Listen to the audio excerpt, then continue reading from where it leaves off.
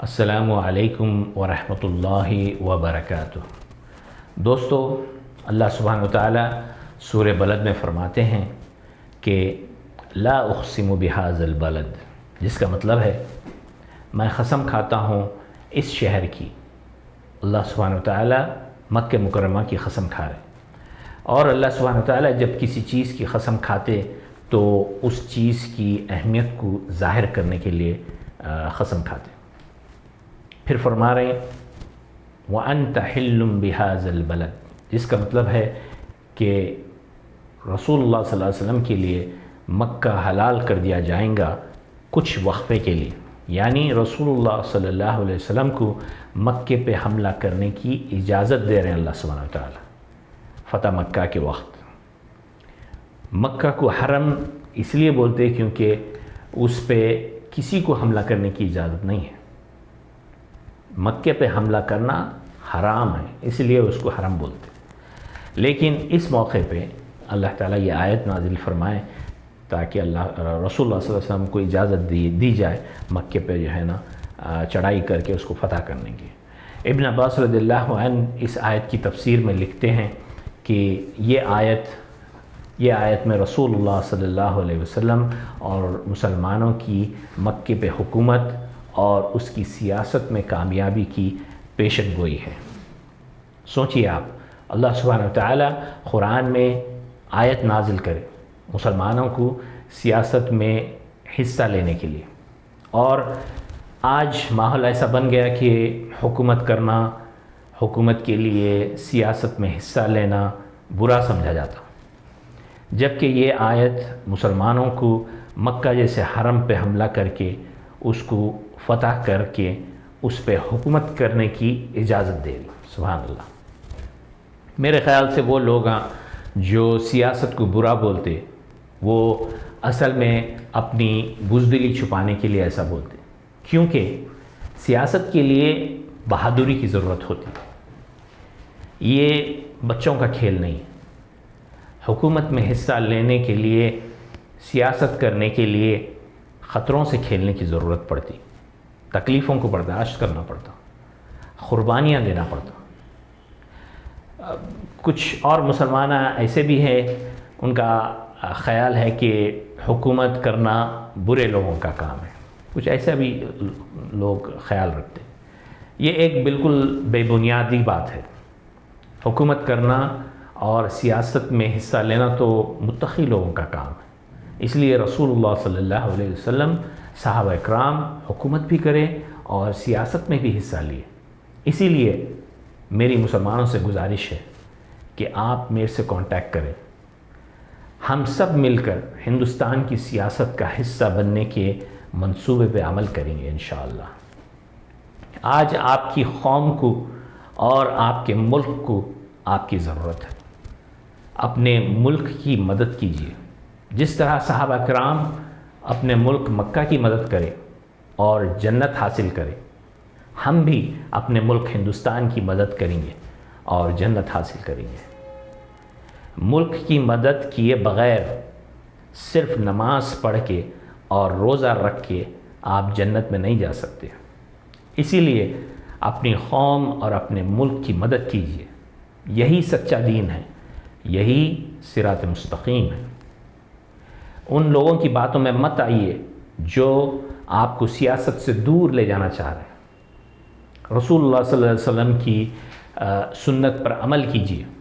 رسول اللہ صلی اللہ علیہ وسلم اپنی ساری زندگی سیاست کرے، اپنی قوم کی مدد کرنے کے لیے حکومت حاصل کرنے کی جستجو کو سیاست بولتے، اور یہ جستجو رسول اللہ صلی اللہ علیہ وسلم مکے میں بھی کرے اور مدینے میں بھی کرے۔ رسول اللہ صلی اللہ علیہ وسلم نے فرمایا خیر الناس ینفعہم للناس، جس کا مطلب ہے تم میں سب سے بہترین شخص وہ ہے جو لوگوں کے کام آئے، ان کی مدد کرے، ان کو انصاف دلائے، ظلم سے بچائے، اور یہ سیاست کے بغیر ممکن نہیں ہے۔ اور پھر آگے اللہ سبحانہ وتعالی فرما رہے ہیں وَوَالِدٍ وَمَا وَلَدٍ، جس کا مطلب ہے میں قسم کھاتا ہوں والدین اور اولاد کے سلسلے کی، کیونکہ اسی سلسلے کی وجہ سے انسانوں کا وجود ہے ساری دنیا میں، کیونکہ باپ کو بیٹا ہوتا، پھر اس کو بیٹا ہوتا، ضعیف لوگوں کا انتقال ہو جاتا، نئے بچے جوان ہوتے، اسی طرح سے انسانی نسل جاری رہتی، جس کو انگلش میں بولتے ہیں دی ایکٹ آف کریشن۔ پھر فرما رہے ہیں لَقَدْ خَلَقْنَا الْإِنسَانَ فِي كَبَدٍ۔ کبد کا مطلب ہے کلیجہ، عربی میں کلیجہ کو درد کے معنوں میں استعمال کرتے ہیں، اردو میں بھی ہم بولتے کہ میرے کلیجے میں درد ہو رہا۔ تو اس آیت میں اللہ سبحانہ وتعالیٰ فرما رہے ہیں کہ ہم انسانوں کو تکلیفوں میں پیدا کریں، یعنی انسان کی زندگی تکلیفوں میں گزرتی یا گزرنی چاہیے۔ اگر انسان اس طرح زندگی گزار رہا جس طرح اللہ سبحانہ وتعالیٰ چاہ رہے ہیں کہ ہم گزاریں، اس لیے رسول اللہ صلی اللہ علیہ وسلم کی زندگی تکلیفوں اور پریشانیوں میں گزری۔ کیوں؟ کیونکہ رسول اللہ صلی اللہ علیہ وسلم صحیح دین پہ تھے، آپ ورشپ بھی کرتے تھے اور سیاست بھی، اور اللہ سبحانہ وتعالیٰ چاہ رہے ہیں کہ اس کی عبادت میں ہم ان دونوں چیزوں کو شامل کریں، ورشپ اور سیاست۔ جہاں پہ اقیم الصلاۃ کا حکم ہے وہیں پر جاہدوا فی سبیل اللہ کا بھی حکم ہے، ورشپ اور سیاست۔ تو آئیے ہم بھی ان دونوں چیزوں پر عمل کریں۔ ورشپ تو ہم کرتے، نماز، روزہ، حج، اب سیاست بھی شروع کر دیں گے، اور اس کے لیے ہم کو ایک ٹیم تیار کرنے کی ضرورت پڑتی، اور میں اسی لیے آپ سے ملنے کے لیے بے چین ہوں۔ میرے سے کانٹیکٹ کیجیے، ای میل بھیجیے، میرا ای میل ہے asli-democracyparty@gmail.com۔ میں آپ کے لائک اور سبسکرائب کرنے کے لیے یہ ویڈیو نہیں بنا رہا ہوں، بلکہ آپ سے ملاقات کرنے کے لیے بنا رہا ہوں۔ اگر رسول اللہ صلی اللہ علیہ وسلم چاہتے تو سیاست چھوڑ کے آرام کی زندگی گزار سکتے تھے۔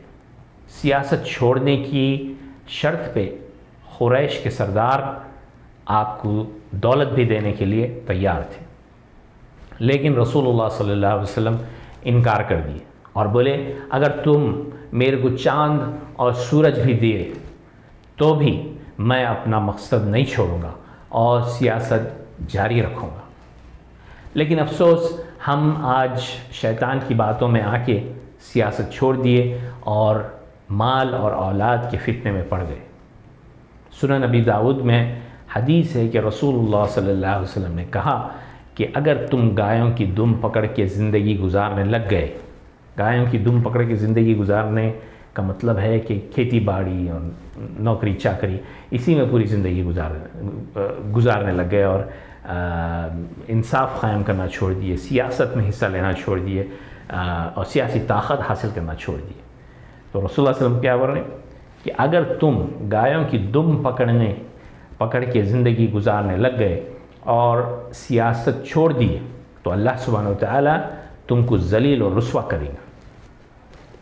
اور آج آپ دیکھ رہے ہیں کہ ہم ذلیل اور رسوا ہو گئے، ہماری دنیا میں کوئی عزت نہیں ہے۔ اب ہمارے اس حال کو بدلنے کے لیے ہر مسلمان کو چاہیے کہ وہ سیاست میں حصہ لیں، اور سیاست سے میرا مطلب 4 سال میں ایک مرتبہ ووٹ ڈالنا نہیں ہے۔ ووٹ ڈالنے سے ہم کو سیاسی طاقت نہیں مل سکتی، بلکہ آپ کی قربانیاں، آپ کا اتحاد، آپ کی جد و جہد ہی سے سیاسی طاقت حاصل ہو سکتی۔ بغیر ووٹ ڈالے کے ہندوستان کو ایک عظیم و شان ملک کس طرح بنانا، وہ میں آپ کو جب بتاؤں گا جب ہم ملاقات کریں گے انشاءاللہ۔